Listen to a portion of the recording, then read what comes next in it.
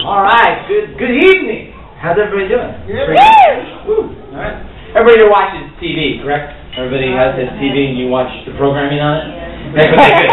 Otherwise my jokes aren't going to make sense. So, keep that going. All right. I watch an excessive amount of TV, actually. So much so that I actually know the commercials just as well as I know the TV shows that I watch. In fact, I've noticed lately the commercials that they've been showing are a lot of these like travel commercials. Because, we've been living in a frozen tundra for the past 4 months. We just fuck out. So, to exotic places like, Idaho, Mississippi. They had this one for a while to go to Mexico. And they had, big, 6-story banners. Like, come to Mexico! I think their slogan was, stuff like, a cave in the middle of a desert. Mexico. Or a church on the top of a mountain, Mexico. And it got me thinking, that's not really what comes to mind when I think of Mexico. When I think of Mexico, what comes to mind is, a blonde American girl being abducted and used as a drug mule, Mexico. There's another one there, the Insight commercials. I'm sure you've all seen these about the little blue pill that, the gift that keeps on giving. Right? You know what I'm talking about, right? You a big dick, right? Just making sure. Follow. Oh, my friend, so I need to make sure he's coming along with this. But the commercials are pretty funny, but what caught me recently wasn't the commercials itself, but was the new product that they have out. They now have a product along with the pill that you can have called the Insight Energy Drink. That's where you can now drink Insight. And that got me thinking, what would be the slogan if they were just trying to push the drink, Insight Energy Drink. Get a big dick in a jip. Drink an Insight. It's a boner in a bottle.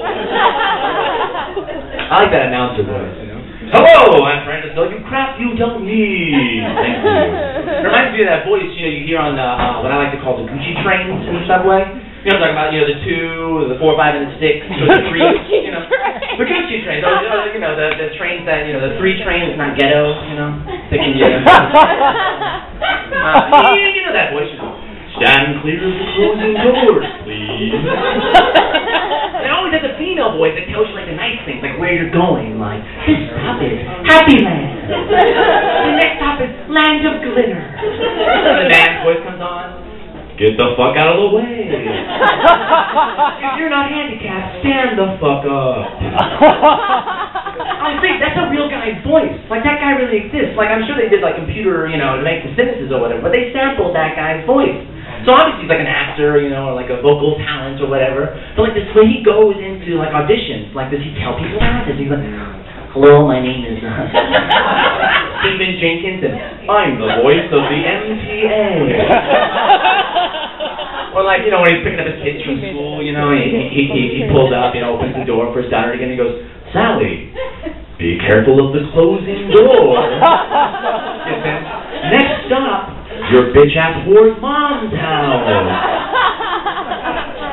Oh, the subway. God, that's a trip and a half.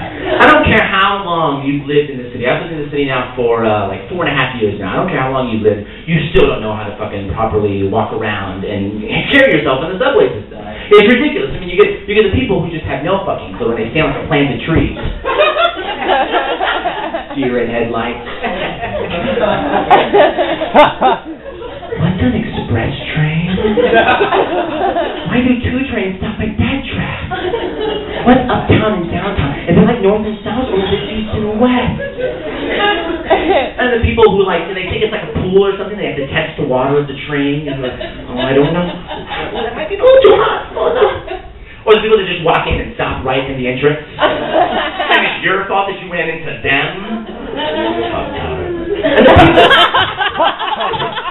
And the people that walk, just the people that walk are worse. At least the people that are standing planted that have no fucking clue, at least I can walk around them. The people that walk in the subway, it's like a car with bad alignment.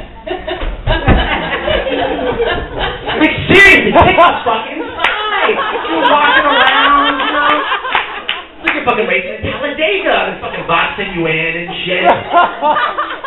I know this is America, but I'm sorry, this sidewalk is the land of state of the right. Get the fuck out of my way! And people in baby carriages, I see you too. I don't fucking care. They think they're entitled. They think because they push something out of their cooch that gives them some kind of right to, like, that's a fucking privilege.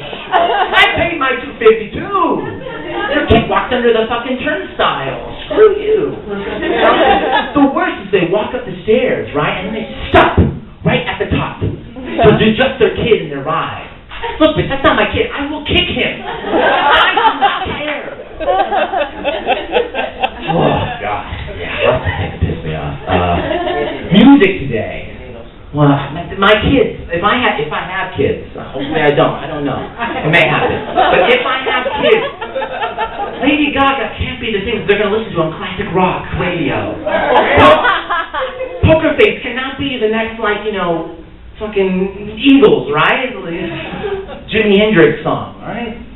Like Maroon 5, right? Catchy tunes, right? Catchy tunes. They have a song, you know, I think their new song out is like, I'm not gonna fall in love with you, I'm not gonna fall in love, so you know, want a little more, whatever, fucking, that's not what they're talking about. That's not what they really want. That's not the real message of that song is, I wanna get some ass, baby, I wanna get some ass, so I'll sing a little more.